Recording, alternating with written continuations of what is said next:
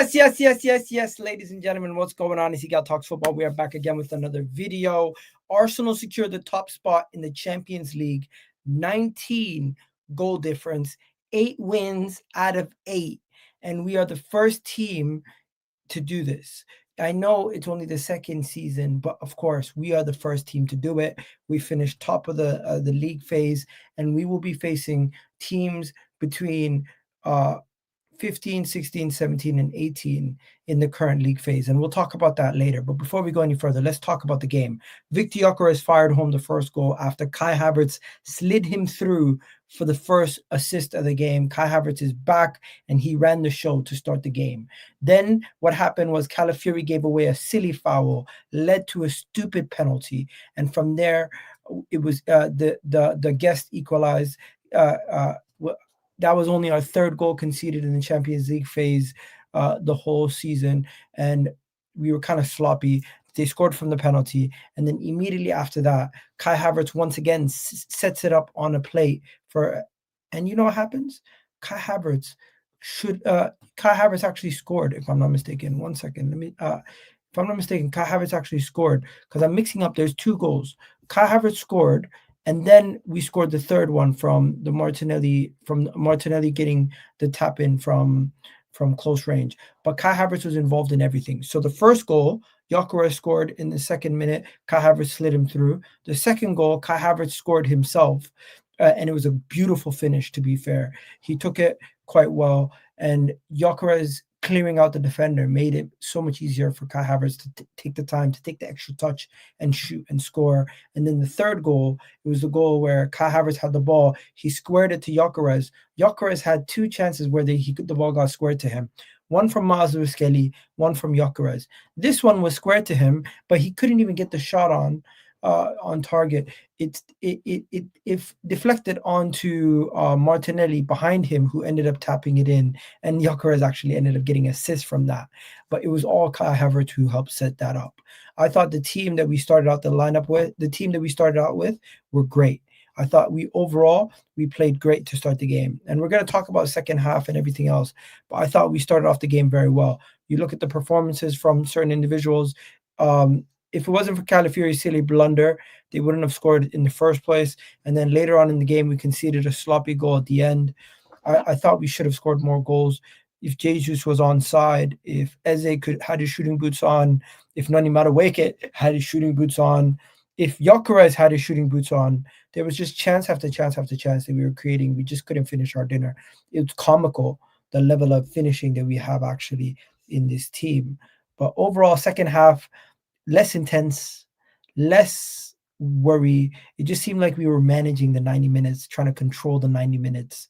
Didn't really score more goals because it just looked like we were just trying to see it out. But you know what? 8 wins out of 8 is not something to be disappointed about. Overall, we have done well this Champions League campaign.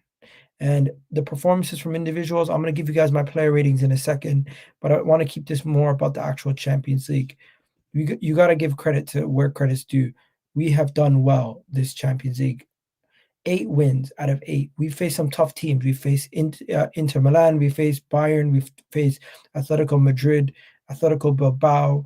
There's a bunch of teams that we faced. And now, most likely, in the knockout rounds, we're going to face one of these 4 teams. We don't know which one, but it's either Atlanta, Dortmund, Olympiacos, or Bayer Leverkusen.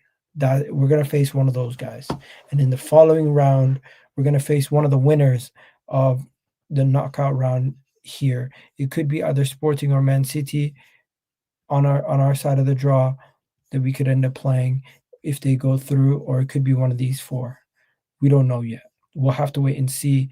We'll get a better picture once the Champions League draw is out. When is the Champions League draw? Let me find out. Champions League draw date. What's the date for the Champions League draw? What's the date for the Champions League draw? The Champions League draw. Champions League draw is in 2 days' time. It's this week. It's this Friday at 11 o'clock. This Friday at 11 o'clock is the Champions League draw, so look out for that. We will know who we're going to play, this Friday in the Champions League. Now, quickly going back to the actual game, going back to the actual Arsenal game, I just want to say the performances from Kai Havertz today, I think he earned himself a lot more minutes, but obviously he's going to be eased back into the team. I don't expect him to start versus Leeds. Gyokeres performance was not amazing. He could have scored a hat trick today in the first 20 minutes if he just was able to get the shots on target. Very disappointed from him. But if I'm gonna work my way back from the goalkeeper backwards, Kepa Arrizabalaga, is there even something to rate him with? Is there even much to rate him with? To be fair, I'm just gonna give him a 6. Ben White, I thought he was solid. I'll give him a 6. Mascara, his reading of the game, his control of the game is good. I thought he was one of the better centre halves in the game. I'll give him a 7.5. Calafiori made a sloppy mistake. I'll give him a 5.5. Mazu Skelly, great performance. Had set up some great chances for us early in the game. 7 for him. Norgard, great performance from him. Decent game. Really, really liked his performance overall. 7 for him. The next person, Kai Havertz, man of the match in my opinion. No debate about that. Goal, assist, and he easily could have had more. He only played 45 minutes under his belt, but he was still one of the most impactful players on the pitch. 8 for him. As a solid performance for him. He set up a couple of good chances early later on in the game when everyone else wasn't playing so well, and I thought he was one of our more creative players today. So fair play to him. He did well. I'm gonna give him a 7. Martinelli got the goal. Nothing really to write home about. Um, Nothing really to worry. Nothing really to go crazy about. He could have had a couple more goals if I'm being very nitpicky. So I'm gonna give him a 7.5. Nani Madueke, I need more. You had 5 shots. You dribble past players left, right, and center, but your end product, we need end product. You do everything else well, but we need the end product, mate. I'm gonna give him a 6. Victor Gyökeres scored a goal, got an assist, but once again, comical finishing from him. I'm gonna give him a 7. Nkapie, decent substitute, first substitute. I'll give him. I'll just give him a 6. I thought Martin Odegaard slows down the game, and it's slightly annoying. When Martin Odegaard came on, he slowed down the game. It was slightly annoying.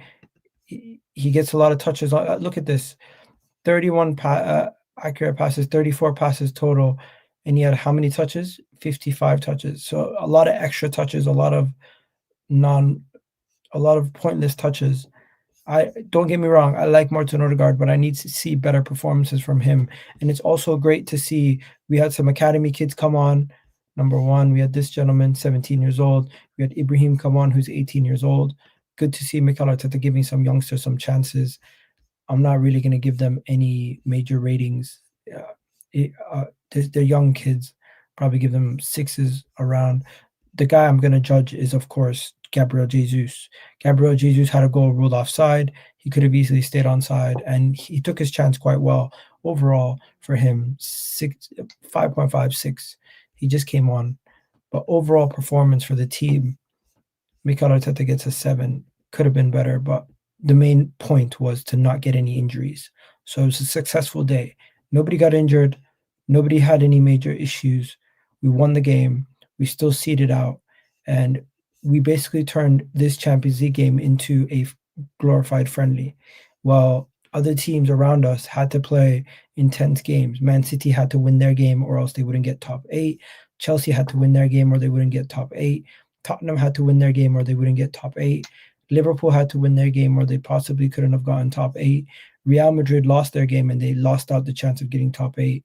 Inter won and they still didn't get top 8. PSG drew, Newcastle drew. That was crazy. That was a crazy game, to be fair. And all around today in the Champions League, we've seen some interesting performances and results. But yeah, the main thing is, if you guys were looking for a big sign for what's to come versus Leeds, you're not going to really see much. You're not going to really see much. you're not going to really see much. Is Havertz going to play over Odegaard? We'll have to wait and see. We'll have to wait and see. I like the link up with Havertz and Gyokeres. They looked good today. And I thought Havertz was the man of the match. By far the man of the match. Odegaard is watched. Bro, can't even create against a weak opponent. It's not looking good for him. I'm just going to give him a chance. I'll wait and see. But for now, hell nah. Conceded 2 goals against a Wi-Fi password. Shit show versus United. This is signs of your team declining. Of course, there's a Liverpool fan saying that. But at the end of the day, you have to understand we changed the whole 11. This was a whole second team. We did not the main goal was just to see out the game. The level of intensity was not really there. I'm not really judging this team based on that performance, in my opinion. But hey, I'm going to wrap it up here. Quick little video. Not too much to really discuss today. Hopefully you guys enjoyed this video. The main thing is this a referendum on Martin Odegaard, or is this just the showing of what's to come going forward? Oh yeah, Ben White. Solid performance from Ben White. Captain today too. Big up to him. Shout out to you, Sahal. Hope you're doing well. But yeah, Odegaard is crap. Face it. The manager, wake up fast. Better wake up fast. Martin Odegaard hate is getting crazy. Anyways, I'm going to wrap it up, guys. You guys have yourselves a wonderful day. Please do check out today's title sponsor, OK Jersey. I'll let you guys know on the next time. Have a good one, ladies and gentlemen. We're out of here. Peace.